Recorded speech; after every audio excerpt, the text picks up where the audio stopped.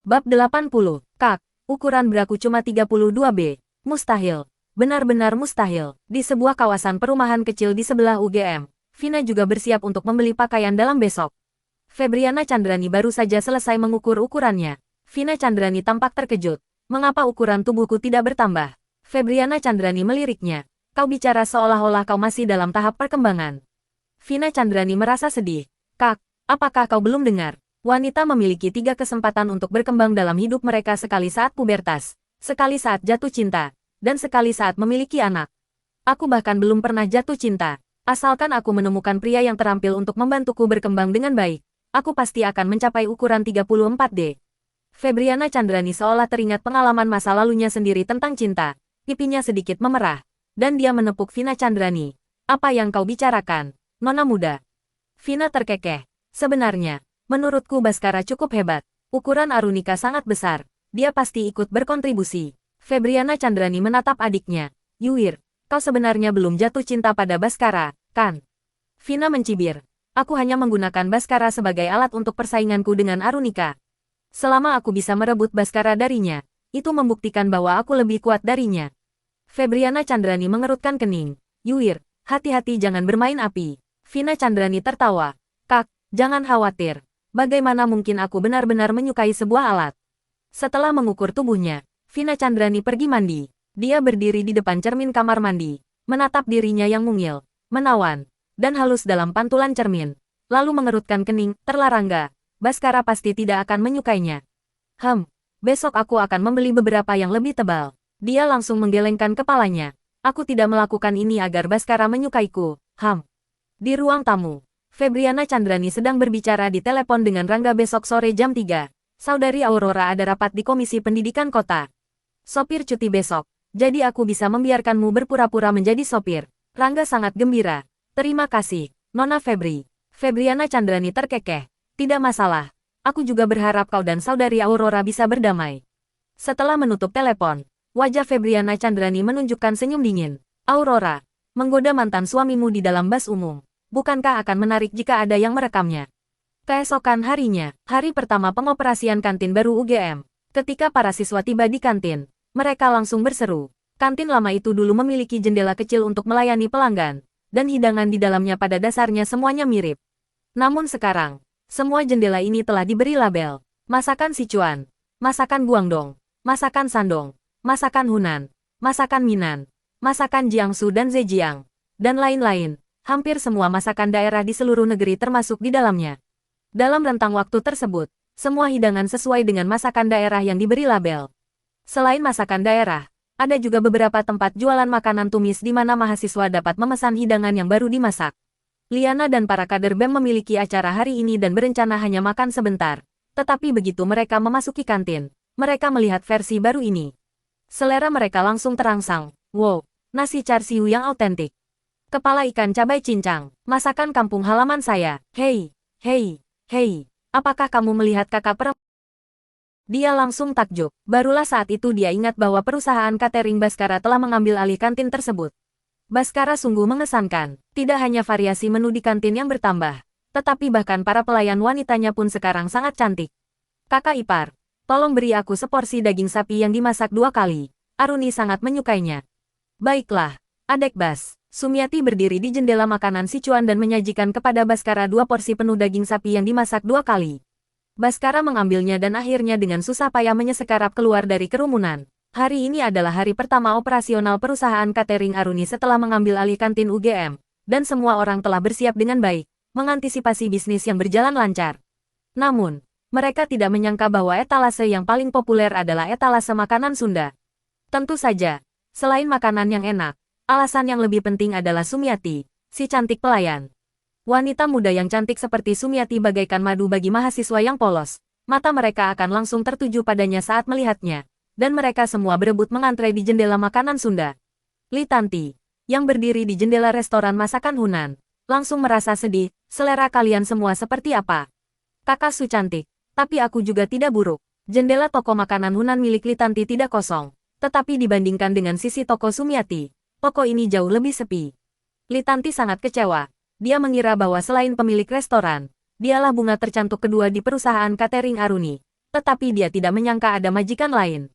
Aduh, ini menjengkelkan. Apakah saudari Tian-Tian baik-baik saja? Arunika mengunyah sumpitnya, menatap cemas Li Tanti yang hampir kehilangan akal sehatnya. Baskara mengambilkan sepotong daging sapi yang dimasak 2 kali untuknya. Ini adalah konsekuensi dari salah menilai daya tarik diri sendiri. Melihat Baskara mengambil makanan untuknya, mata besar Arunika yang indah melengkung membentuk bulan sabit, dan dia pun mengambil 2 potong daging untuk Baskara. Baskara tersenyum. Aku memilihkan 1 untukmu. Kamu memilihkan 2 untukku. Apa maksudnya? Pipi Arunika sedikit memerah, dan dia berbisik. Kau sangat baik padaku. Jadi aku ingin menjadi sangat baik padamu. Setelah selesai makan siang, Baskara mengamati sejenak dan menemukan bahwa berbagai masakan dan tumisan yang ditawarkan oleh kantin sangat populer di kalangan siswa. Dengan santai, dia membawa Arunika keluar dari kantin, meninggalkan universitas, dan langsung menuju toko pakaian dalam. Hanya ada 2 toko pakaian dalam di dekat UGM, dan toko yang berada di gerbang utara Pogung adalah yang terbesar dengan variasi paling banyak. Tentu saja, biasanya para gadis akan berbelanja bersama. Jadi ketika Baskara menemani Arunika ke toko pakaian dalam, para gadis yang sedang memilih pakaian dalam agak terkejut. Usia mental Baskara sudah di atas 30 tahun, jadi dia tentu saja tidak peduli dengan tatapan aneh ini. Sebaliknya, gadis-gadis itu sendiri tersipu dan diam-diam pergi, menarik teman-teman mereka bersama mereka. Pemilik kedai itu adalah seorang wanita parubaya yang sudah berpengalaman. Dia datang sambil tersenyum dan bertanya kepada Arunika, mahasiswa, ukuran dan model apa yang Anda butuhkan. Arunika terlalu malu untuk berbicara. Dia memiliki 5 atau 6 potong pakaian dalam. Semuanya dibelikan oleh Aurora beberapa tahun yang lalu, dan dia telah memakainya sejak saat itu.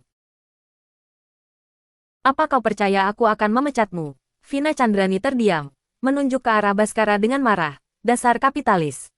Mengancam akan memecat karyawan seenaknya. Baskara mengangkat bahu. Meskipun aku tidak memecatmu, aku tetap bisa memotong gajimu, Baskara. Jangan pergi terlalu jauh.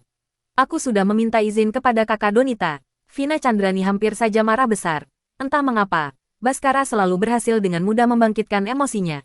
Arunika menarik Baskara jangan menggoda siswa Liuir. Vina Chandrani melompat setinggi 3 kaki. Namaku Vina Chandrani. Vina Chandrani. Arunika, kau benar-benar tidak ingat namaku. Arunika segera meminta maaf. Saya lupa. Vina Chandrani semakin marah. Aku musuh bebuyutanmu. Dan kau benar-benar lupa namaku.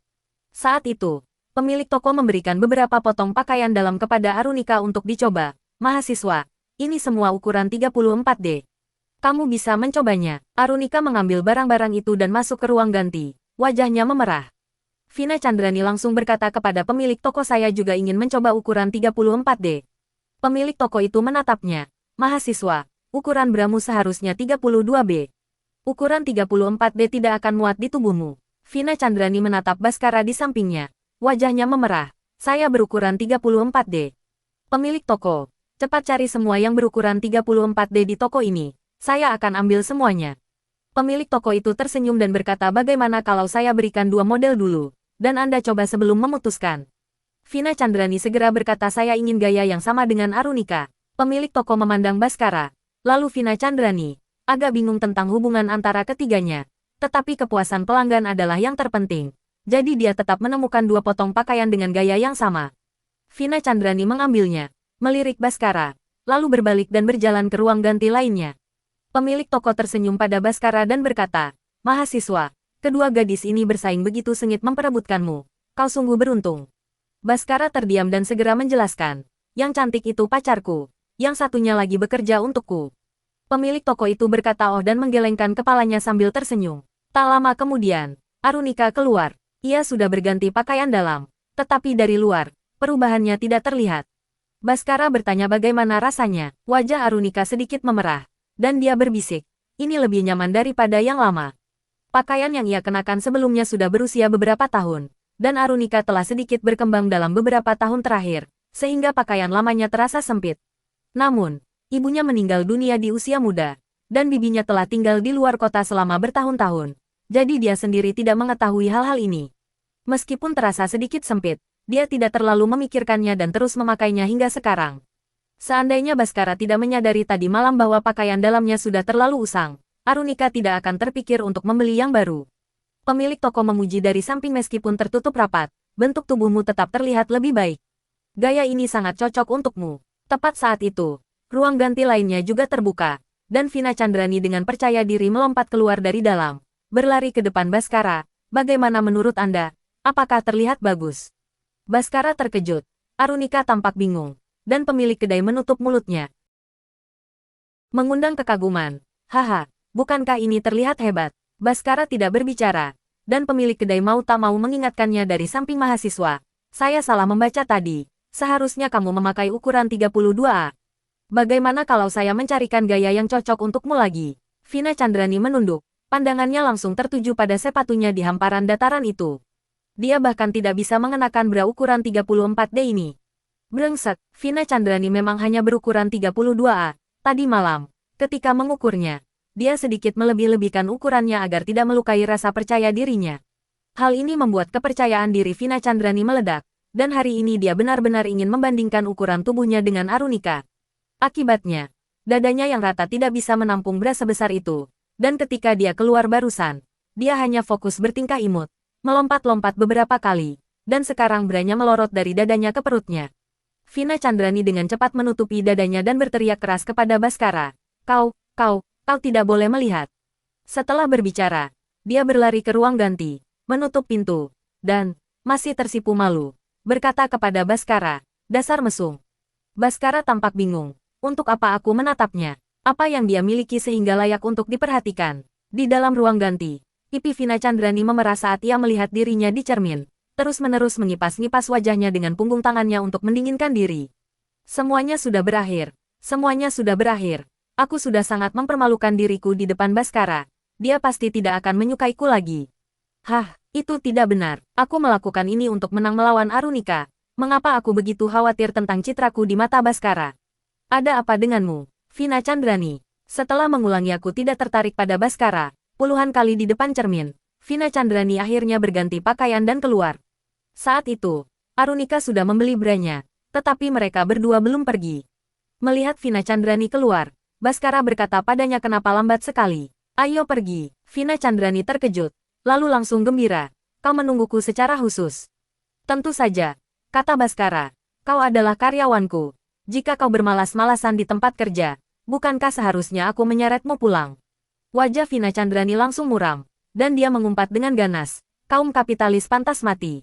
Bhaskara mengecek waktu di ponselnya. Sekarang jam 1 siang. Jika kamu tidak bisa kembali bekerja dalam waktu setengah jam, aku akan menganggapmu absen hari ini.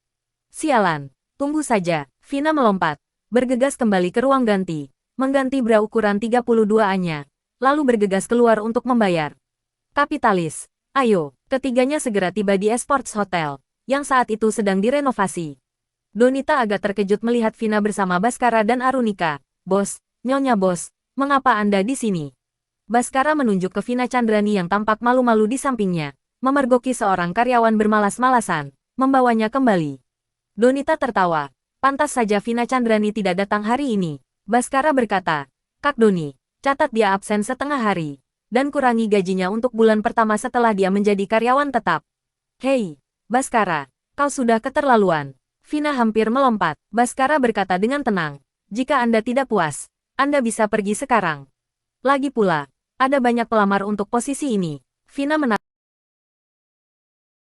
Baik Arunika maupun pacarnya dapat dengan mudah membuatnya marah hingga meledak. Bhaskara tertawa kecil kepada Arunika. Sepertinya kaulah yang paling sering mengganggunya. Vina sangat kompetitif. Dia menganggap Arunika sebagai saingannya. Namun Arunika bahkan tidak ingat namanya. Bukankah itu bentuk perundungan yang paling parah? Arunika dengan canggung berkata kepada Vina Chandrani. Teman sekelas Vina Chandrani. Maaf, kali ini aku baru ingat namamu. Kita bertengkar selama 2 tahun di Universitas Menengah. Dan kamu baru ingat namaku sekarang.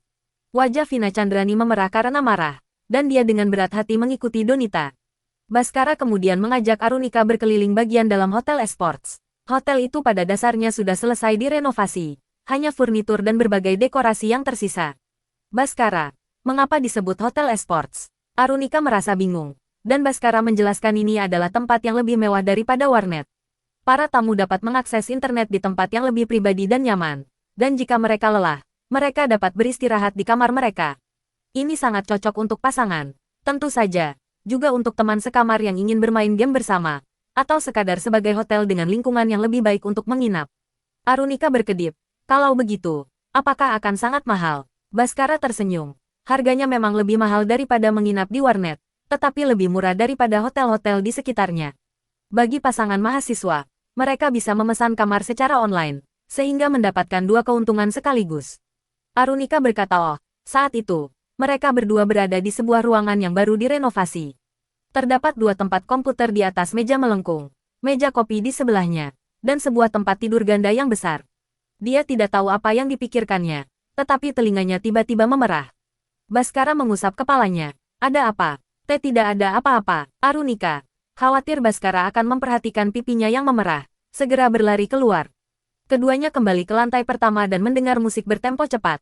Ini adalah metode pelatihan Donita, memainkan musik sambil meminta para petugas hotel untuk melatih postur tubuh mereka. Hotel esports tersebut telah mempekerjakan lebih dari 10 pramugari, semuanya gadis muda dan cantik. Gadis-gadis cantik ini mengenakan seragam kantoran yang dewasa, memancarkan perpaduan antara kemurnian dan daya tarik. Penampilan Vina Chandrani adalah yang paling mencolok di antara mereka, mengabaikan dadanya yang rata, wajahnya yang cantik dan kakinya yang panjang sangat menonjol di antara kelompok gadis-gadis cantik itu. Dia melihat Baskara dan Arunika turun, dan melihat kemesraan mereka, dia tiba-tiba merasa tidak nyaman. Matanya melirik ke sana kemari, dan mengikuti irama musik, dia benar-benar berimprovisasi menari. Vina Chandrani adalah sosok yang multitalenta, karena ia pernah mempelajari menyanyi, menari, dan memainkan alat musik. Tarian yang dibawakannya, khususnya, sangat anggun, dan dengan mengenakan seragam kantor yang ketat, ia tampak semakin modern, menawan, dan memikat. Ketika Baskara melihat tarian Vina Chandrani, matanya langsung berbinar, dan dia menonton dengan penuh perhatian. Vina Chandrani melihat bahwa Baskara sebenarnya tertarik padanya, dan entah mengapa, perasaan manis muncul di hatinya, membuatnya menari dengan lebih bersemangat. Para karya Linita di sebelahnya semuanya terpukau oleh tariannya, menghentikan gerakan mereka dan menatapnya dengan tatapan kosong. Donita ingin menghentikan pertandingan, tetapi Baskara menghentikannya. Baru setelah musik berakhir, Vina Chandrani berhenti, sedikit terengah-engah, dan menatap Baskara. "Hei, enak kan? Tidak perlu, kamu harus istirahat." Vina Chandrani tiba-tiba merasa sedikit tersentuh. Apakah dia khawatir aku akan kelelahan? Dia terlihat sangat tampan ketika dia peduli pada seseorang. Oke. Vina Chandrani merasa seolah-olah seseorang telah menuangkan sekilo madu ke dalam hatinya, begitu manis hingga hampir meluap. Gadis cantik yang pemberontak itu mengangguk, dengan sangat patuh dan pergi duduk dengan tenang di samping. Saat itu, dia benar-benar lupa bahwa Arunika adalah targetnya. Donita merasa aneh, mengikuti Baskara dan Arunika ke samping, lalu bertanya dengan suara rendah, "Bos, apakah Anda punya ide lain?" Baskara tersenyum. "Kak Doni, bukankah menurutmu Febri Triana sangat cocok menjadi streamer wanita pertama untuk perusahaan selebriti internet kita?" "Kakak, biar ku ceritakan." Baskara sangat takjub melihatku menari barusan. Dia bahkan bertanya apakah aku lelah dan menyuruhku istirahat. Kurasa Baskara pasti menyukaiku. Setiap kali aku menatapnya, dia sepertinya juga menatapku. Cara pandangnya padaku berbeda dari cara pandangnya pada orang lain. Meskipun aku tidak secantik Arunika, dan tidak sebesar Arunika, Baskara jelas juga menyukaiku. "Kak," Baskara baru saja berbicara denganku lagi. "Aku sangat bahagia hari ini." Memang, pindah ke UGM adalah pilihan yang tepat. Aku ada kelas besok pagi. Aku harus pakai baju apa ke universitas besok? "Kakak, apakah kamu sibuk? Mengapa kamu tidak membalas pesanku?" Di dalam sedan yang dikhususkan untuk para pemimpin UGM, ponsel Febriana Chandrani bergetar tanpa henti. Tetapi saat ini, dia tidak punya waktu untuk memperhatikannya. Karena orang yang duduk di kursi pengemudi bukanlah pengemudi biasa, melainkan Rangga. "Rangga, kenapa kau ada di dalam mobilku? Hari ini, Aurora ada pertemuan di kota. Dan kebetulan sopir mobil yang biasa digunakan Aurora sedang cuti. Jadi Febriana Chandrani mengatur agar Rangga berpura-pura menjadi sopir untuk menjemput Aurora. Dengan cara ini, Rangga akan memiliki kesempatan untuk berduaan dengan Aurora." Tentu saja, Febriana Chandrani tidak benar-benar berusaha membantu Rangga dan Aurora berdamai. Dia juga mengatur agar seorang staf kantor yang tidak puas diam-diam mengikuti Aurora dengan kamera. Begitu kedua orang di dalam mobil itu melakukan gerakan apapun, mereka akan langsung difoto.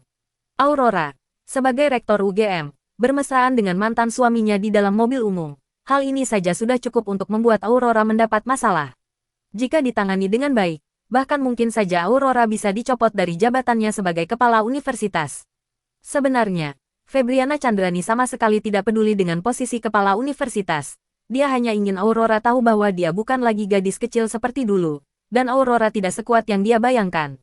Dia ingin membuktikan bahwa dirinya lebih kuat dari Aurora dalam setiap aspek. Namun, rencana hari ini mengalami perubahan tak terduga yang membuatnya lengah.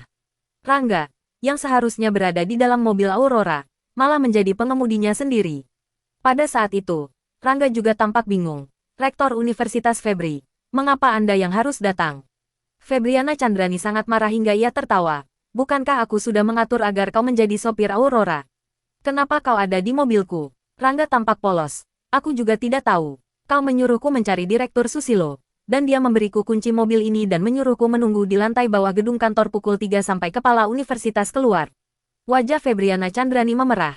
Bagaimana Pak Tua Susilo menangani semua ini? Rangga menahan senyumnya. Berpura-pura tak berdaya jadi apa yang harus kita lakukan sekarang? Rektor Universitas Febri. Rektor Universitas Febri. Bagaimana Anda dan Aurora bertemu? Febriana Chandrani melihat keluar jendela mobil. Matahari bersinar terang, dan pepohonan tampak rimbun. Tiba-tiba ia merasa sedikit lelah saat aku dan Aurora bertemu. Itu juga di universitas. Kami berada di klub yang sama, dan dia adalah kakak kelasku. Kami bekerja sama dengan sangat baik selama kegiatan. Saat itu, saya punya pacar, dan kami bertiga sering makan bersama. Tapi suatu hari nanti pada saat itu, Febriana Chandrani tiba-tiba berhenti, dan Rangga bertanya apa yang terjadi suatu hari. Febriana Chandrani menggelengkan kepalanya tidak ada apa-apa. Tentu saja, dia tidak akan memberitahu Rangga bahwa pacarnya tiba-tiba mengatakan bahwa Aurora pernah mengejarnya dan ingin memisahkan dia dan Febriana Chandrani, yang membuat Febriana Chandrani dengan marah menghadapi Aurora. Masalah ini menjadi terkenal di seluruh universitas. Tetapi pada akhirnya terungkap bahwa pacarnya telah ditolak oleh Aurora dan menyebarkan rumor.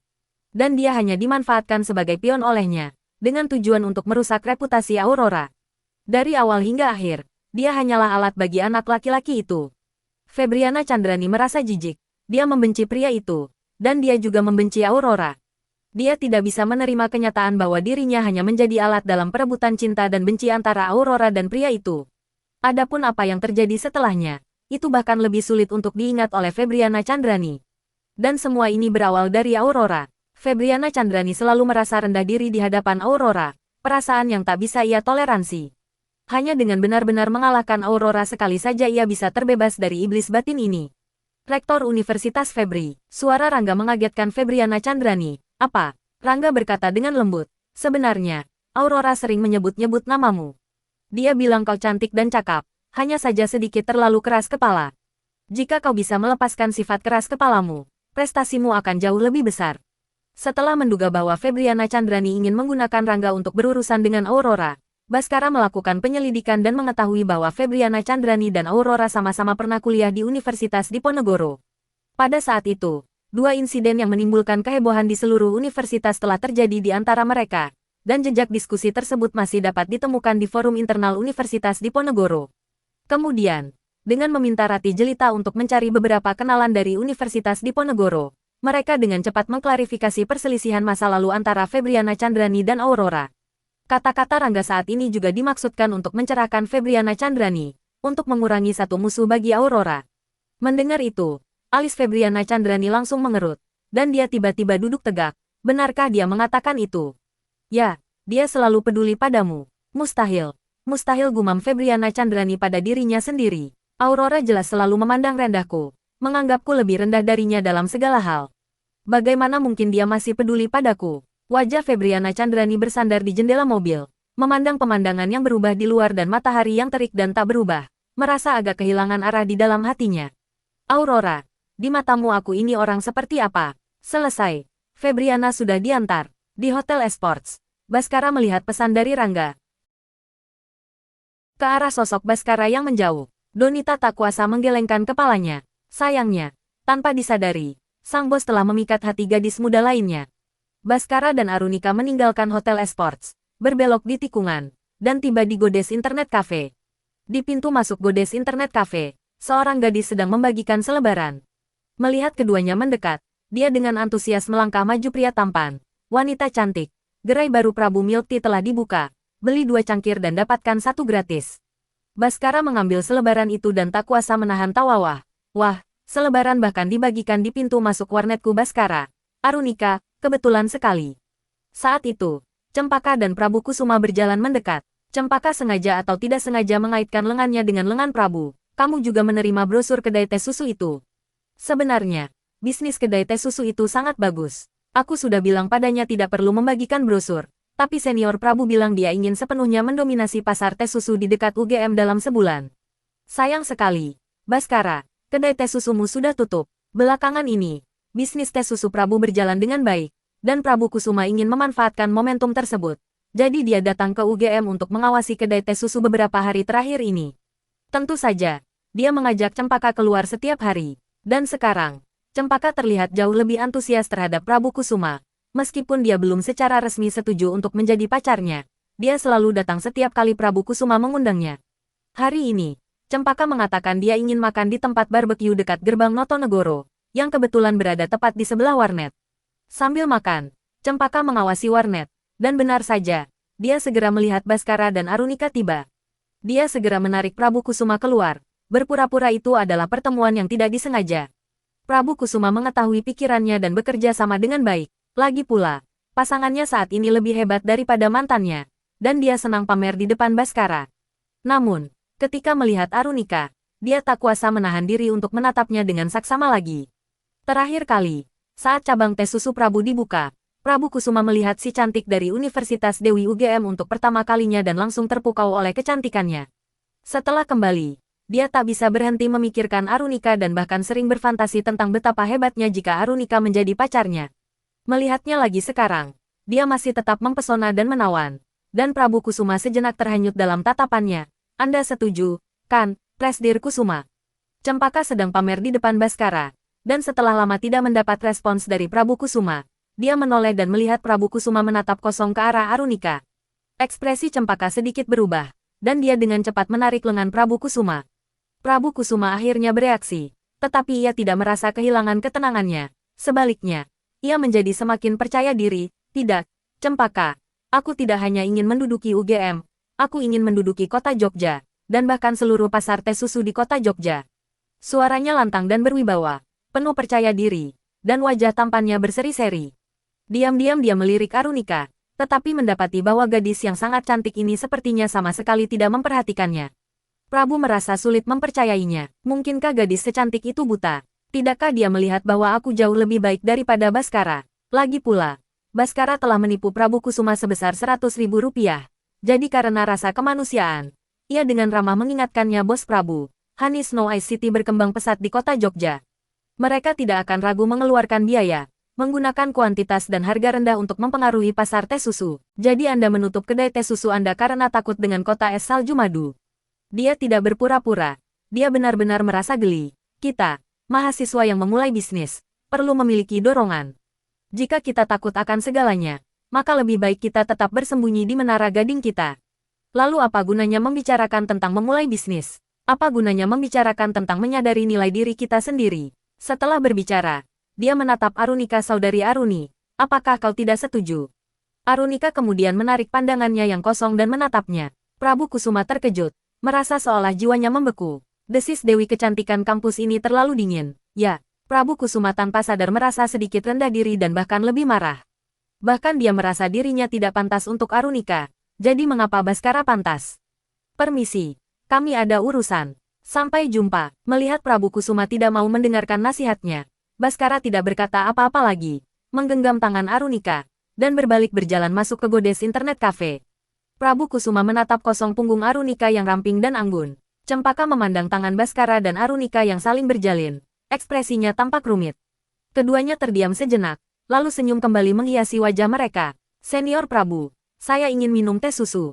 Haha, aku yang traktir kamu. Ayo pergi Baskara. Siapakah mahasiswa laki-laki yang bersama Cempaka itu?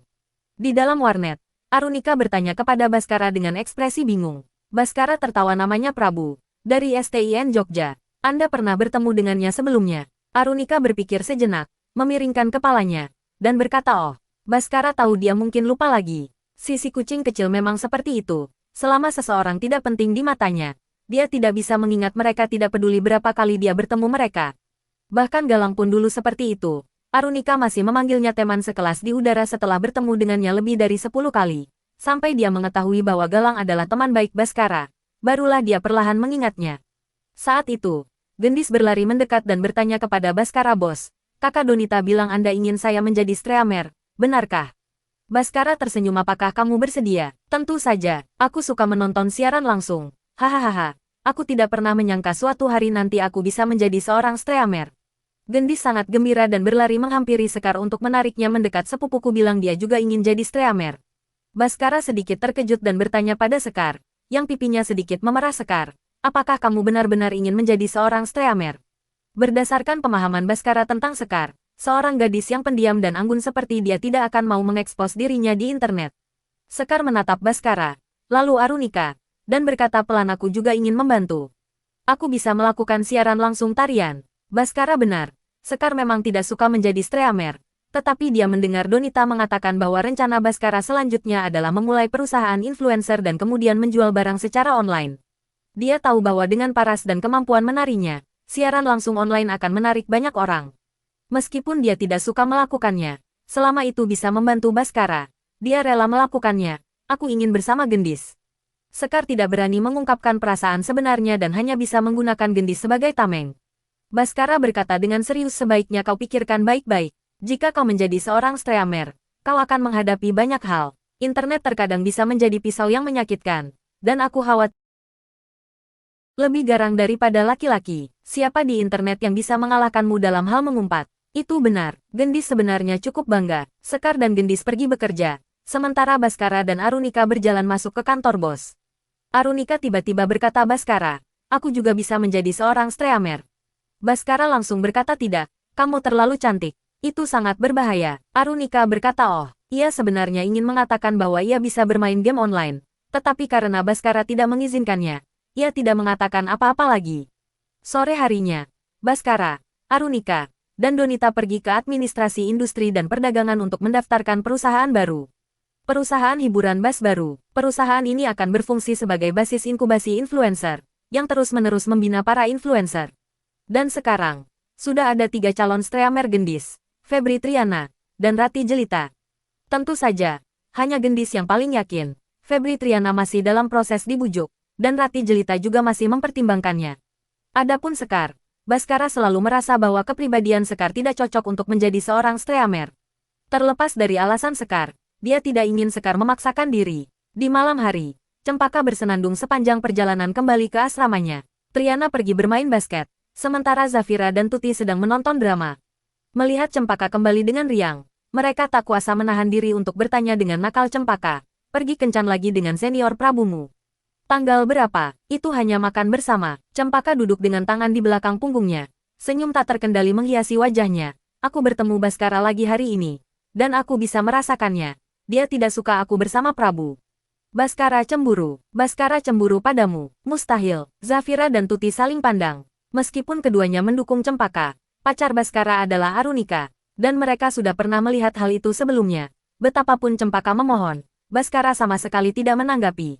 Sekarang Cempaka mulai dekat dengan laki-laki lain. Baskara malah cemburu. Itu terlalu konyol. Cempaka tersenyum percaya diri dan menceritakan apa yang terjadi hari ini ketika dia bertemu Baskara. "Katakan padaku, jika Baskara tidak iri, mengapa dia terus mengutuk kedai teh susu Prabu Kusuma agar gagal?" Tuti mengangguk. Berulang kali. "Benar, tingkah lakunya menunjukkan bahwa dia cemas. Aku tidak menyangka Baskara, bahkan dengan Dewi Kecantikan kampus, masih tidak bisa melepaskanmu.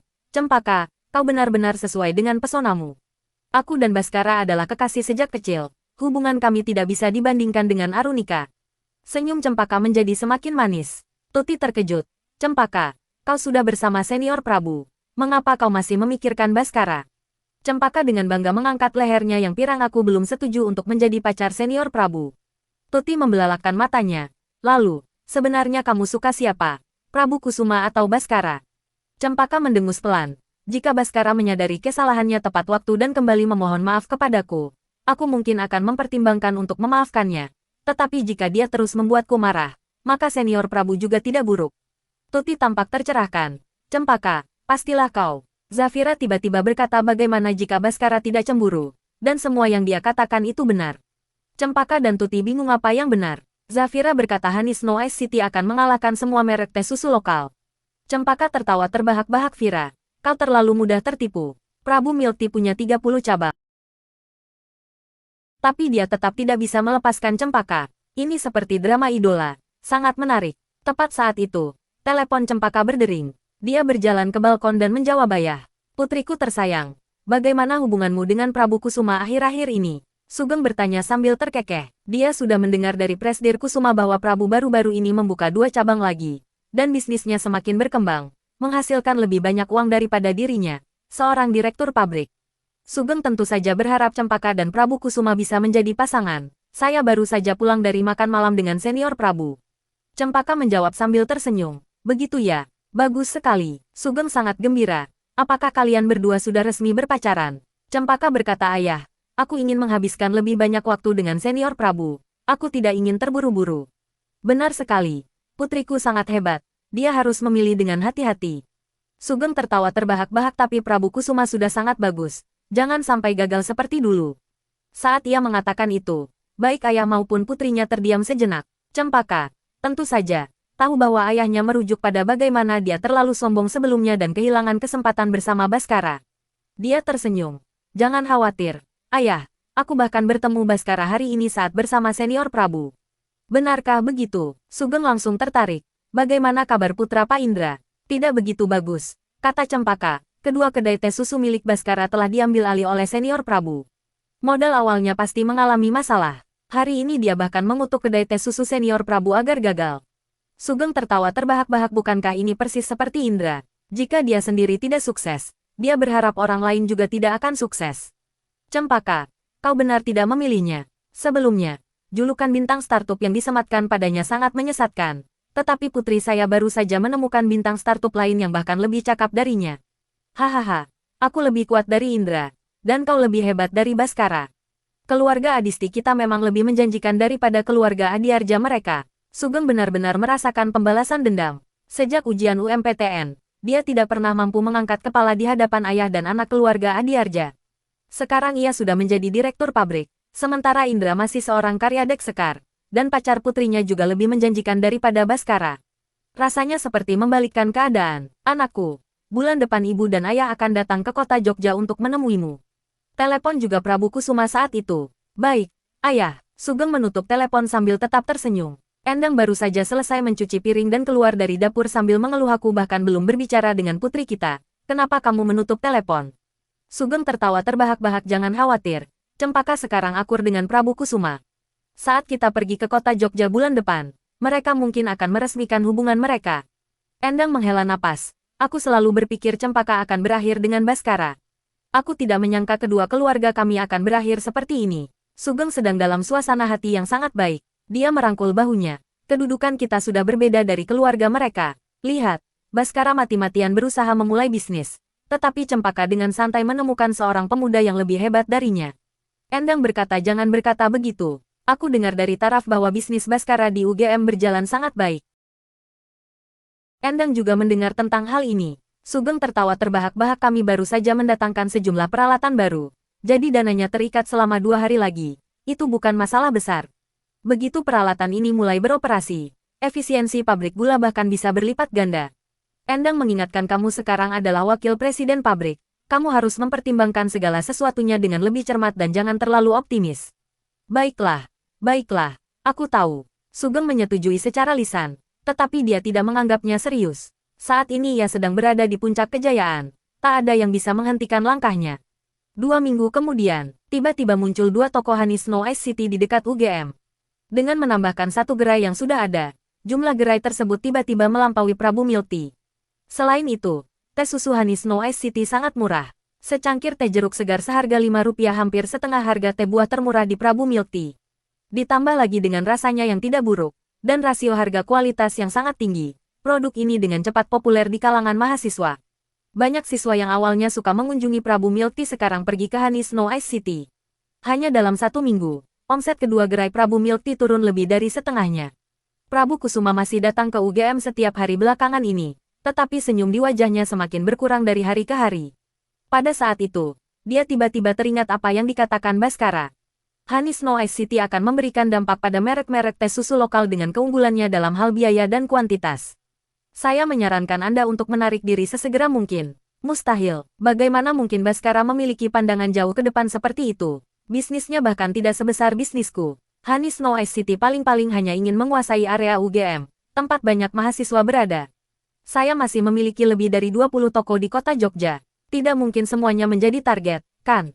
Prabu masih enggan percaya bahwa penilaian Baskara bisa seakurat itu. Selain itu, Prabu Milk Tea miliknya sudah membuka begitu banyak cabang, sehingga tidak mungkin dia bisa menarik diri. Jika ada pesaing datang, dia hanya bisa bertarung sampai akhir. Tepat saat itu, seorang manajer toko dari cabang di Kota Rong menelepon Presdir Kusuma. Sebuah toko Honey Snow Ice City telah dibuka di seberang toko kami. Harga mereka jauh lebih rendah daripada harga kami, dan kami kehilangan banyak pelanggan. Prabu Kusuma berkata, tidak apa-apa, kami akan segera menyesuaikan harga. Harga tidak akan berubah-ubah terlalu lama. Begitu dia menutup telepon, manajer toko lain menelepon Tuan Su. Ini gawat. Kota es salju madu telah dibuka di kedua jalan di depan dan di belakang toko kami. Semua pelanggan kami telah menjadi korban pencurian. Prabu Kusuma menarik napas dalam-dalam. Menjaga ketenangannya, jangan khawatir. Merek baru memasuki pasar dengan harga rendah. Setelah mereka mendapatkan pangsa pasar, harga akan naik, dan pelanggan secara alami akan kembali. Setelah menghibur manajer toko itu, Prabu mengusap pelipisnya, merasa sedikit lelah.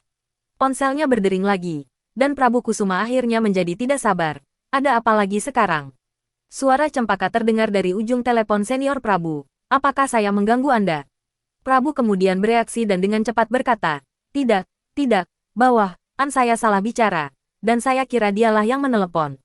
Cempaka, ada apa, Pak Senior Prabu? Orang tua saya akan datang bulan depan. Mereka ingin bertemu Anda. Apakah Anda ada waktu luang saat itu? Tentu saja aku bebas. Saat Paman dan Bibi datang, aku harus memperlakukan mereka dengan baik. Senior Prabu, terima kasih. Anda sangat baik kepada saya. Bukan apa-apa. Baiklah, Cempaka, aku akan menunggumu. Prabu Kusuma menutup telepon dan tak kuasa menahan napas. Seminggu yang lalu, ia masih merasa sukses dalam urusan cinta dan bisnis. Sekarang, tiba-tiba ia menyadari bahwa kedua sisi tampaknya tidak stabil. Mungkinkah Honey Snow Ice City sengaja menargetkannya? UGM, Asrama Putri. Cempaka menutup telepon, dengan Zafira dan Tuti di sampingnya. Wajah mereka penuh dengan gosip. Wah, Cempaka, apakah kau dan Senior Prabu akan bertemu dengan orang tua masing-masing? Kalian berdua berkembang terlalu cepat. Ya, Cempaka menggelengkan kepalanya. Aku belum setuju untuk menjadi pacarnya. Zafira terkejut. Kau masih perlu mempertimbangkan. Tuti berkata, Cempaka, kau tidak masih memikirkan Baskara, kan? Cempaka berpikir sejenak dan berkata, aku juga tidak tahu. Tapi ini pertama kalinya aku menjalin hubungan. Jadi aku ingin berhati-hati. Saat orang tuaku datang bulan depan, jika Senior Prabu tampil bagus, maka aku akan menyetujuinya. 3 minggu kemudian, di awal musim dingin, bulan Desember, hawa dingin semakin terasa. Di pagi hari, kampus dipenuhi mahasiswa yang menghembuskan napas berkabut putih. Dan di malam hari, semakin sedikit pasangan yang terlihat di sekitar danau lembah UGM. Sensasi dingin ini juga menyebar ke seluruh merek teh susu lokal di Kota Rong, Presdir Kusuma. Bulan lalu, kedua toko di UGM ini mengalami kerugian total 23.000. Kedua cabang di Jalan Gejayan dan Jalan Elektronik Salt sudah terjual. 23 toko yang tersisa di Kota Jogja mengalami kerugian 200.000 pada bulan lalu. Tuan Su, jika ini terus berlanjut, kami tidak akan mampu bertahan. Prabu Kusuma duduk di salah satu toko teh susu Prabu di luar gerbang utara Pogung-Pogung, memegang secangkir teh susu panas andalan mereka, tetapi hatinya terasa sangat dingin. Dalam 6 bulan terakhir, Honey Snow Ice City telah berkembang pesat, membuka banyak cabang di Kota Jogja. Dan dengan rasio biaya kinerja yang sangat tinggi, produk ini telah mengalahkan setidaknya setengah dari merek teh susu lokal di Kota Jogja. Prabu Milk Tea juga sangat terdampak, terpaksa menutup 2 cabangnya. Namun Prabu Kusuma tahu betul bahwa jika situasi ini terus berlanjut, dia hanya akan bisa terus menutup cabang untuk mengurangi kerugian. Pada akhirnya, Prabu Milk Tea mungkin akan lenyap sama sekali. Prabu Kusuma akhirnya mengerti, ternyata Honey Snow Ice City tidak menargetkannya, melainkan semua merek teh susu. Prabu Kusuma merasa seolah-olah sedang menghadapi kereta perang raksasa, dan dia hanyalah seekor semut yang menghalangi rodanya, mudah hancur di tengah jalan. Rasa tak berdaya yang mendalam tiba-tiba muncul. Dan Prabu Kusuma kembali teringat kata-kata Baskara. Honey Snow Ice City akan menghancurkan semua merek teh susu lokal. Saya sarankan Anda untuk segera menarik diri. Mungkinkah Baskara tidak berbicara karena dendam saat itu, melainkan benar-benar menasihatinya. Telepon berdering tiba-tiba, dan teh susu di tangan Prabu Kusuma tumpah, membasahi celananya, brengsek. Prabu Kusuma mengumpat, lalu melihat nama Cempaka di layar ponsel. Dia dengan susah payah menahan amarahnya dan menjawab panggilan tersebut.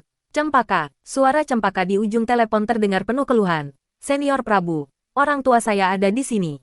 Anda di mana? Prabu Kusuma segera berkata. Aku akan segera ke sana. Dia mengambil tisu yang diberikan oleh staf, menyeka celananya beberapa kali, mengambil tas hadiah, dan meninggalkan kedai teh susu. Senyum cerah kembali muncul di wajahnya.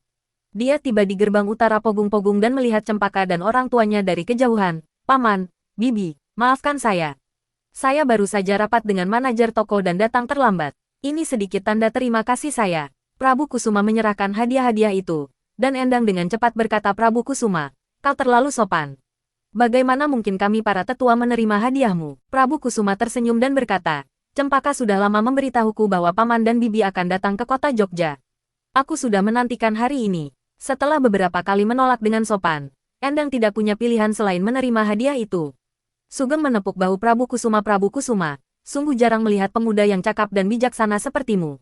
Ini tidak mudah, hahaha. Prabu Kusuma dengan rendah hati berkata, Paman terlalu memuji saya.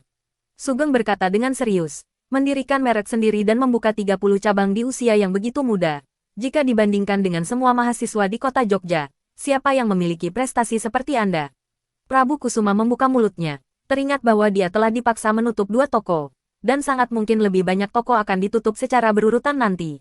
Ia tidak tahu harus menanggapi kata-kata Sugeng untuk sesaat dan hanya bisa tersenyum. Lihat, dia cakap dan rendah hati. Dia jauh lebih baik daripada Baskara. Mendengar nama Baskara, ekspresi Prabu Kusuma menegang. Bukan karena ia mengingat masa lalu Baskara dan Cempaka, tetapi karena ia teringat kembali ramalan Baskara.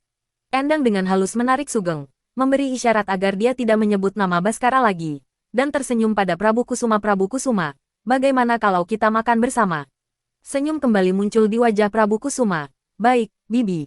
Mereka berempat tiba di sebuah restoran di luar gerbang utara Pogung. Sepanjang jalan, Sugeng terus memuji Prabu Kusuma, dan Cempaka bahkan mengatakan bahwa Prabu Kusuma berencana untuk memperluas Prabu Milk Tea ke beberapa kota tetangga. Sugeng semakin puas, berharap dia bisa segera membuat keduanya mengukuhkan hubungan mereka. Sementara itu, Prabu Kusuma berjuang untuk mempertahankan kepribadiannya. Cempaka belum mengetahui situasi genting Prabu Milk Tea, dan dia tidak tega mengatakan bahwa dia hampir tamat. Keempatnya memasuki restoran dan baru saja duduk ketika mata Sugeng berbinar, sambil menunjuk ke pintu masuk restoran. Bukankah itu Baskara? Baskara, mendengar nama Baskara, Cempaka segera menoleh dan melihat Baskara, dikelilingi oleh 7 atau 8 orang. Cempaka mengenali salah satu wanita itu, seorang lulusan universitas yang dulu sering mengganggu Baskara ketika dia berada di Kabupaten Banyumas, dan yang pernah bekerja di pabrik gula sebelum berhenti. Dia tidak pernah menyangka wanita ini juga akan datang ke UGM. Apakah dia mengikuti Baskara ke sini? Mengapa sebelumnya hanya aku, seorang perempuan, yang berada di sisi Baskara, tetapi sekarang tiba-tiba begitu banyak perempuan yang menyukainya? Gelombang kepahitan, bercampur sedikit rasa sakit hati, tiba-tiba muncul di hati Cempaka. Cempaka, Cempaka, Tante Taraf memanggil beberapa kali, dan Cempaka akhirnya tersadar, hanya untuk melihat Prabu Kusuma di sebelahnya menatapnya dengan ekspresi rumit, dan tiba-tiba dia berkata, Cempaka, Baskara ada di sana, apakah kamu ingin menyapa mereka? Cempaka menyelipkan sehelai rambut ke belakang telinganya dan menggelengkan kepalanya, tidak perlu. Benarkah tidak perlu? Prabu Kusuma menatapnya. Cempaka merasa sedikit tidak nyaman dengan tatapannya, dan juga merasa bersalah tanpa alasan yang jelas. Aku dan Baskara tidak dekat, mengapa aku harus menyapa? Namun, Sugeng berdiri dan berkata, kita tetangga lama, aku akan menyapa. Pak Sugeng, lupakan saja. Tante Taraf tahu apa yang ingin dilakukan Sugeng dan segera menasihatinya untuk tidak melakukannya. Sugeng tertawa terbahak-bahak, ini cuma sapaan. Kenapa kamu gugup sekali? Setelah berbicara, dia langsung berjalan menuju meja tempat Baskara duduk. Sekarang setelah putrinya menemukan pria yang lebih hebat daripada Baskara, Sugeng tentu saja ingin pamer dan merebut. Sugeng berjalan ke pintu kayu dan kebetulan mendengar Baskara berbicara kepada orang-orang itu. Saudara Warno, kakak ipar, Mbak Sumi, Guru Warno, Senior Indra, Mas Sutris, kantin kita mendapat keuntungan yang baik bulan lalu, dan saya sangat berterima kasih atas kerja keras semuanya. Hari ini saya mentraktir semua orang makan. Dan selain merayakan, saya juga telah menyiapkan bonus tambahan untuk semua orang. Sugeng melihat melalui ukiran di pintu kayu dan melihat Baskara mengeluarkan sebuah kantong kertas, dari mana dia mengeluarkan setumpuk uang kertas, dan setiap orang yang hadir menerima setumpuk uang. Sugeng tentu saja menyadari bahwa satu tumpukan setara dengan 1 juta. Baskara dengan santai membagikan bonus sebesar 70 atau 8 juta. Jadi, berapa tepatnya keuntungan kantin Baskara bulan lalu? Sugeng berdiri di sana. Tangannya yang hendak mendorong pintu juga terhenti. Dia merasa lebih baik tidak bertindak gegabah. Dia harus terlebih dahulu memahami situasinya. Jadi Sugeng kembali ke mejanya sendiri. Dan Tante Taraf bertanya dengan penasaran, apakah kamu tidak akan menyapa? Jangan terburu-buru. Hehe. Sugeng tersenyum dan bertanya pada Prabu Kusuma. Prabu Kusuma, tes susu Prabumu pasti menghasilkan banyak keuntungan setiap bulan, kan? Baskara menjalin kontrak dengan kantin UGM, dan dia bisa memberi karyawannya bonus 10.000 dalam 1 bulan. Prabu Kusuma memiliki 30 kedai tes susu. Tidak mungkin dia bisa mendapatkan penghasilan kurang dari Baskara, kan? Prabu Kusuma terkejut, tidak menyangka Sugeng akan mengajukan pertanyaan seperti itu secara tiba-tiba. Tentu saja, dia tahu keuntungannya untuk bulan lalu. Terpengaruh oleh Honey Snow Ice City, Prabu Milk Tea menutup 5 toko bulan lalu, dan toko-toko yang tersisa pada dasarnya mengalami kerugian sekitar 10.000 masing-masing. Dengan kata lain, dia kehilangan lebih dari 200.000 hanya dalam bulan lalu. Namun dalam situasi saat ini, bagaimana mungkin dia memberitahu orang tua Cempaka bahwa keuntungannya bulan lalu adalah minus 200.000? Prabu Kusuma berpikir sejenak dan berkata, setiap toko menghasilkan 10 hingga 2 juta. Mata Sugeng berbinar. Kalau begitu, bukankah itu 600.000? Prabu Kusuma membuka mulutnya sambil berpikir, Paman, mengapa Paman menghitung sampai ke titik tertinggi? Namun begitu kata-kata itu terucap, tidak ada cara untuk menjelaskan lebih lanjut, jadi dia hanya bisa mengangguk, setuju. Tante Taraf tampak terkejut, menghasilkan 600.000 sebulan. Sugeng, sebagai wakil presiden pabrik, gaji bulanannya ditambah bonus, paling banyak berjumlah sedikit di atas 20.000. Prabu Kusuma, di usia muda, sudah memiliki penghasilan puluhan kali lipat dari Sugeng. Tante Taraf tanpa sadar melirik Baskara di kejauhan dan tanpa sadar mulai membandingkan keduanya. Mata Cempaka juga berbinar, dia tidak serakah akan uang. Yang dia inginkan adalah agar Prabu Kusuma lebih menonjol daripada Baskara, untuk membuktikan bahwa pilihannya tidak salah. Rupanya, Prabu telah berhasil mencapai hal itu. Senior, kamu luar biasa. Suara Cempaka menjadi semakin lembut. Dia sudah memutuskan, dia akan setuju menjadi pacar Prabu Kusuma hari ini juga. Tante Taraf, kenapa kau di sini? Suara Baskara terdengar dari dekat, dan barulah beberapa dari mereka menyadari bahwa Baskara sudah berdiri di samping meja mereka. Wajah Tante Taraf menunjukkan senyum. Baskara, kami datang untuk menemui Cempaka. Apakah kamu juga makan di sini? Ya, dengan beberapa teman. Jawab Baskara sambil mengangguk.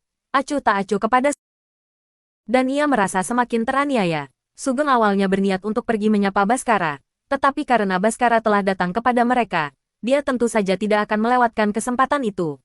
Dia langsung berkata sambil terkekeh, ini teman Cempaka, Prabu Kusuma, seorang bintang wirausahawan kampus dari STIN Jogja. Baskara, kau pasti mengenalnya, kan? Baskara berkata, saya pernah melihatnya beberapa kali. Senyum Sugeng semakin lebar. Kalau begitu, kamu pasti kenal tes susu Prabu milik Bos Prabu, kan? Dia sudah membuka 30 cabang, dan setiap toko bisa menghasilkan 20 hingga 3 juta per bulan. Ngomong-ngomong, kalian anak muda memang luar biasa, Baskara. Meskipun apa yang kamu lakukan tidak sebaik Prabu Kusuma, tapi tetap sangat bagus. Sugeng berbicara dengan nada sarkastik, merasa bahwa semua muka yang telah hilang di hadapan Baskara sebelumnya telah didapatkan kembali. Namun, wajah Baskara tidak menunjukkan tanda-tanda kekecewaan atau kemarahan. Sebaliknya, dia menatap Prabu dengan terkejut. Bos Prabu, bukankah Prabu Milk Tea menutup beberapa toko bulan lalu? Seketika itu juga, keluarga Sugeng yang terdiri dari 3 orang menatap Prabu Kusuma dengan terkejut.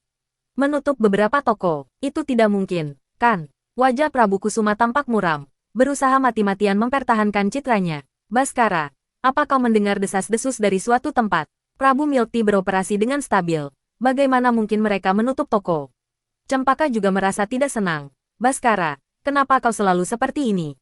Setiap kali ada laki-laki mendekatiku, kau selalu membicarakan hal buruk tentang orang lain.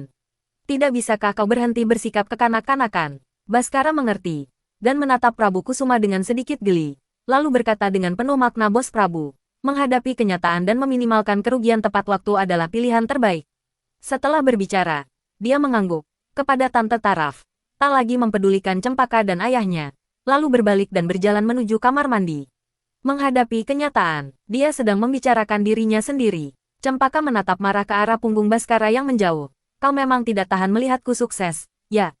Kelompok Baskara dengan cepat menyelesaikan makan dan pergi. Sementara keluarga Adisti Cempaka dan Prabu Kusuma terus mengobrol dengan gembira.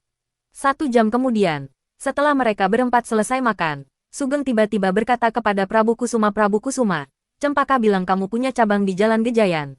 Kebetulan aku dan bibimu akan pergi ke Jalan Gejayan untuk berbelanja. Apakah kamu keberatan mengajak kami mengunjungi kedai teh susumu?" Jalan Gejayan adalah daerah paling makmur di kota Jogja, dan Sugeng sudah lama mendengar dari Cempaka bahwa Prabu Milk Tea milik Prabu telah membuka toko di sana. Mampu menempati tempat di kawasan paling makmur di kota Jogja merupakan suatu bentuk kesuksesan. Sugeng tentu saja ingin mengunjungi toko perwakilan tersebut. Sebaiknya ambil 2 foto dan bawa pulang untuk dipamerkan kepada kerabat, tetangga, dan kolega. Dia bukan hanya wakil presiden pabrik di keluarga Adisti, tetapi putrinya juga menemukan seorang bos besar sebagai pacar tepat setelah memulai kuliah. Dia bertanya-tanya berapa banyak orang yang akan merasa iri. Akan lebih baik jika Indra dan Taraf juga tahu, sehingga mereka akan merasa iri, cemburu, dan menyesal. Pikiran Sugeng indah, tetapi Prabu Kusuma malah berkeringat dingin. Dia baru saja memindahkan fondasi Prabu Kusuma sejak awal tidak kuat, jadi bagaimana mungkin dia bisa bersaing? Dan Jalan Gejayan adalah daerah dengan sewa tertinggi di seluruh kota Jogja. Bertahan 1 hari berarti kehilangan sewa 1 hari lagi. Jadi Prabu Kusuma benar-benar tidak mampu menanggung kerugian lebih banyak lagi dan harus dengan berat hati memindahkan tokonya. Hal yang paling menjengkelkan adalah bahwa yang mengambil alih justru adalah Honey Snow Ice City. Ini benar-benar tamparan langsung di muka, tetapi dengan modal yang besar, Prabu Kusuma hanya bisa menelan amarahnya. Namun sekarang Sugeng ingin mengunjungi toko di Jalan Gejayan. Dari mana dia bisa memunculkan toko itu? "Senior, ada apa denganmu?" Cempaka bertanya dengan rasa ingin tahu ketika melihat Prabu Kusuma tidak menjawab untuk waktu yang lama. Prabu Kusuma tetap tersenyum. "Bukan apa-apa. Paman ingin pergi ke Jalan Gejayan untuk melihat kedai teh susu saya, kan? Haha, ayo pergi. Aku akan mengantar kalian." Pada akhirnya, Prabu Kusuma tetap tidak mengatakan yang sebenarnya. Dia benar-benar tidak bisa menerima kenyataan bahwa citranya runtuh di depan keluarga Adisti Cempaka. Ia juga tidak bisa menerima tatapan kagum Cempaka yang berubah menjadi rasa jijik. "Haha, bagus. Ayo pergi." Sugeng sangat gembira, tertawa terbahak-bahak sambil mengikuti Prabu Kusuma keluar dari restoran. Endang menariknya ke samping dan berbisik, "Aku merasa Prabu Kusuma sepertinya mengalami kesulitan. Kenapa kita tidak melupakannya saja?" Sugeng berkata dengan heran, "Kesulitan apa yang mungkin ada?" Dia mengejar Cempaka. "Wajar jika kita ingin melihat kemampuannya, bukan? Aku tidak mau membicarakan itu." Endang memutar matanya ke arahnya dan berbisik, "Aku merasa Prabu Kusuma tampak cukup gelisah. Mungkinkah kita terlalu menekannya?" Sugeng tertawa terbahak-bahak, "Istri, kau terlalu banyak berpikir. Prabu Kusuma berpenghasilan 600.000 sebulan. Tekanan apa yang mungkin dia rasakan? Menurutku, sebaiknya kamu bicara dengan putri kita dan katakan padanya untuk tidak lagi membuatnya menunggu. Dia harus segera menyelesaikan hubungan ini." Endang tidak berkata apa-apa lagi. Mereka berempat naik mobil menuju Jalan Gejayan. Ini adalah pertama kalinya Endang ke sana, dan dia tak kuasa menahan kegembiraannya saat melihat pusat perbelanjaan yang menjulang tinggi. Cempaka pun demikian. Ibu dan anak perempuannya sudah membicarakan rencana berbelanja nanti. Namun, mobil itu tidak berhenti di Jalan Gejayan, melainkan melaju ke jalan pejalan kaki yang berjarak 2 blok. Jalan ini juga cukup populer, tetapi jauh kurang ramai dibandingkan Jalan Gejayan. Mobil berhenti, dan Prabu Kusuma dengan sigap membukakan pintu mobil untuk Cempaka dan keluarganya. Sugeng keluar dari mobil, melihat sekeliling, dan merasa sedikit aneh.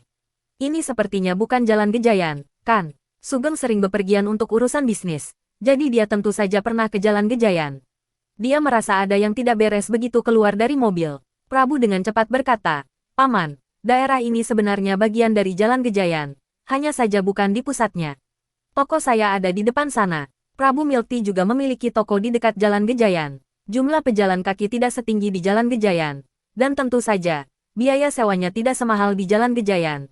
Jadi meskipun toko di Jalan Gejayan telah tutup, toko ini dapat bertahan untuk sementara waktu. Prabu Kusuma membawa keluarga Adisti Cempaka untuk melihat toko ini, semata-mata memanfaatkan ketidaktahuan mereka tentang kota Jogja, dengan harapan bisa hingga akhirnya mereka melihat sebuah toko kecil dengan logo Prabu Milk Tea. Toko ini berukuran sekitar 10 meter persegi, tampak begitu kecil dan indah di antara toko-toko kue dan makanan penutup di sekitarnya. "Prabu Kusuma, apakah ini toko utama Anda di Jalan Gejayan?" Sugeng bertanya dengan ragu-ragu. "Toko ini terlarang nggak?" Cempaka berkata, Ayah tidak mengerti. Kedai teh susu tidak perlu sebesar itu. 2 kedai di pintu masuk universitas kita sama saja." Prabu Kusuma dengan cepat berkata, "Ya, Paman dan bibi, teh susu dibeli dan langsung dibawa pergi. Tidak terlalu membutuhkan tempat untuk makan di tempat, jadi biasanya, toko sebesar ini tidak diperlukan. Sugeng berpikir itu masuk akal dan tidak mendesak lebih lanjut. Beberapa dari mereka berjalan masuk ke kedai teh susu Prabu ini. Para staf mengenal Prabu dan segera menyapanya dengan hormat bos. Prabu Kusuma mengangkat kepalanya, mengeluarkan suara yang lemah, dan memasang aura seorang bos sejati.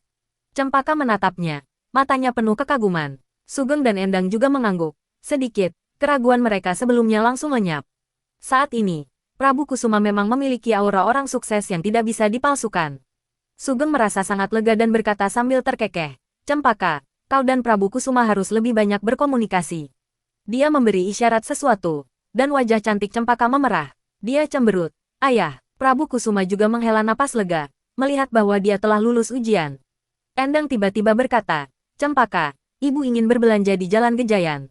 Kenapa kamu tidak ikut dengan ibu dan membiarkan ayahmu dan Prabu Kusuma mengobrol di sini sebentar?" Oke, Cempaka juga menyukai belanja dan langsung setuju. Wajah Prabu Kusuma berubah. Cabang di Jalan Gejayan baru saja dipindahkan, dan Honey Snow Ice City belum mulai direnovasi. Dari luar, papan nama Prabu Milk Tea masih terlihat, tetapi semua yang ada di dalamnya sudah dikosongkan. Siapapun bisa langsung tahu bahwa toko itu telah dipindahkan. Jika Cempaka dan ibunya kebetulan lewat di sana, bukankah semuanya akan terungkap? Baiklah, kalian berdua duluan. Aku juga akan mencoba teh susu Prabu Kusuma di sini. Sugeng melambaikan tangannya sambil terkekeh, tetapi Prabu Kusuma sudah berkeringat deras. Melihat Cempaka dan ibunya bergandengan tangan dan hendak pergi, dia dengan cepat berseru masih tertinggal. Cempaka menoleh. "Senior, ada apa?" "Itu." Prabu Kusuma tergagap lama, lalu menunjuk ke langit sepertinya akan hujan. "Kenapa kau dan bibi tidak duduk di tokoku sebentar?" Endang tertawa. "Kamu sangat perhatian, nak." "Tidak apa-apa, aku sudah membawa payung." Dia mengeluarkan payung lipat dari tasnya. "Jika hujan, aku dan Cempaka akan kembali." "Pak Senior, Anda dan ayah saya mengobrol dengan baik. Kami akan pergi." Cempaka sangat gembira, sambil bergandengan tangan dengan Endang. Ibu dan anak perempuan itu mengobrol dan tertawa sambil berjalan pergi. Prabu Kusuma menatap kosong saat keduanya berjalan pergi. Sugeng di sampingnya bertanya Prabu Kusuma, "Apakah kamu kepanasan?" Prabu Kusuma menyeka keringat di dahinya dan tertawa terbahak-bahak. "Cuacanya agak panas. Aku memakai pakaian terlalu banyak hari ini, haha." Sugeng memandang jaket tipis Prabu Kusuma dan tak kuasa menahan desah. Berkeringat deras padahal mengenakan pakaian sesedikit itu di musim dingin. Anak muda memang punya tubuh yang bagus. "Cempaka, apa pendapatmu tentang Prabu Kusuma?" Di Jalan Gejayan, Endang dan Cempaka berjalan keluar dari pusat perbelanjaan, masing-masing membawa tas, ketika Endang tiba-tiba bertanya kepada Cempaka. Cempaka sedang asyik melihat-lihat toko pakaian di kedua sisi jalan memikirkannya matang-matang. Cempaka mengangguk. "Bu, Senior Prabu sangat hebat. Apalagi yang perlu saya pikirkan?" Endang berkata, "Cempaka, caramu menatap Baskara barusan ibu tidak ingin kau menyesalinya." Cempaka terdiam. Suaranya tiba-tiba meninggi. "Bu, aku sama sekali tidak menyukai Baskara. Lagi pula dia sudah punya pacar. Kenapa aku harus begitu murahan sampai mendekatinya?" Endang menggenggam tangan Cempaka. "Baiklah, baiklah. Karena kamu sudah memikirkannya matang-matang, ibu tidak akan membahasnya lagi." Suasana hati Cempaka tiba-tiba menjadi agak murung. "Bu, ayo pulang." "Oke." Ibu dan anak perempuannya hendak kembali ketika Endang tiba-tiba menunjuk ke sebuah toko di depan. "Oh, bukankah itu papan nama Prabu Milk Tea?" Mereka baru saja mengunjungi salah satu gerai teh susu Prabu sebelumnya dan mengenali logo teh susu Prabu. Logo di pintu toko di depan tampak cukup mirip. Hanya setengahnya saja yang hilang. Cempaka juga menyadarinya. Keduanya berjalan ke sana dan melihat bahwa toko itu sudah tutup. Papan namanya hilang. Tampak kumuh, seolah-olah bangkrut karena manajemen yang buruk. Endang melihat separuh logo yang tersisa di kusen pintu. "Cempaka, ini benar-benar Prabu Milk Tea." Cempaka mengamati dengan saksama dan mengerutkan kening. Hanya setengahnya, tidak bisa dipastikan. Keduanya berjinjit dan mengintip ke dalam, hanya untuk melihat toko itu kosong. Semuanya telah dipindahkan, sehingga tidak mungkin untuk mengetahui toko itu dulunya apa. "Cempaka, ayo pergi." "Oke." Ibu dan anak perempuannya tidak bisa menemukan jalan keluar dan hanya bisa kembali. Di kedai teh susu Prabu yang terletak 2 jalan dari sana di Jalan Gejayan, Prabu Kusuma sedang mengobrol dengan Sugeng. Keduanya tertawa dan berbicara, dan suasananya sangat menyenangkan. Ponsel Prabu Kusuma bergetar. Dia meminta maaf kepada Sugeng dan segera berjalan keluar untuk menjawabnya. "Manajer Prabu, logo toko di Jalan Gejayan telah diturunkan, dan barang-barang di dalam toko juga telah dipindahkan." Mendengar suara dari teleponnya, Prabu Kusuma menghela napas lega. Senyum kembali muncul di wajahnya, dan dia berjalan kembali ke kedai teh susu. Tak lama kemudian, Cempaka dan Endang kembali. Prabu Kusuma membawa mereka ke STIN Jogja, di mana mereka berkeliling kampus STIN. Di perjalanan, banyak mahasiswa yang dengan hormat menyapa Prabu Kusuma. Hal ini membuat Sugeng semakin puas, merasa bahwa putrinya benar-benar telah menemukan orang yang tepat kali ini. Sekitar pukul 4 sore, Sugeng dan Endang meninggalkan kota Jogja dan kembali ke rumah dengan perasaan puas. Setelah mengantar orang tuanya, Cempaka juga kembali ke UGM. Begitu memasuki asrama, Tuti dan Zafira langsung menghampiri, mengobrol sambil mengajukan pertanyaan Cempaka. Bagaimana pertemuan calon menantu dengan mertuanya hari ini? Apakah orang tuamu puas dengan senior Prabu? Mereka semua tahu bahwa orang tua Cempaka akan bertemu dengan Prabu Kusuma hari ini, dan gosip itu telah beredar sepanjang hari. Triana sedang melakukan push-up di dekat situ, menoleh, melirik, dan tidak mengatakan apapun. Cempaka duduk dan berkata dengan kesal, aku bertemu Baskara, dan dia bahkan tidak menatapku. Tuti dan Zafira saling bertukar pandang. Tuti mengingatkannya, Cempaka, kami bertanya tentang senior Prabu. Mengapa kau malah menyebut Baskara? Cempaka terkejut, menyadari bahwa hal pertama yang dia katakan setelah kembali adalah tentang Baskara. Dia segera berkata, maksudku, Baskara terlalu menyebalkan. Melihat senior Prabu lebih sukses darinya, dia mengutuk toko senior Prabu sampai bangkrut. Hah, kedua gadis itu tampak kesal bagaimana mungkin Baskara masih bersikap seperti itu. Itu terlalu sepele, Triana mencibir di. Yang iri karena aku menemukan pria yang hebat, kan? Triana mendengus. Apakah dia benar-benar hebat masih belum pasti. Cempaka merasa bahwa Triana hanya cemburu. Jadi dia tidak repot-repot menanggapi Triana lagi dan berkata kepada Tuti dan Zafira kedua orang tua saya sangat puas dengan senior Prabu. Senior Prabu juga mengajak kami ke sebuah toko di Jalan Gejayan. Oh, ngomong-ngomong, saya bawakan kue-kue dari Jalan Gejayan untuk kalian. Sambil berbicara, dia meletakkan kantong kertas berisi kue-kue di atas meja. Tuti dan Zafira bersorak gembira, wow, Cempaka, kamu hebat sekali.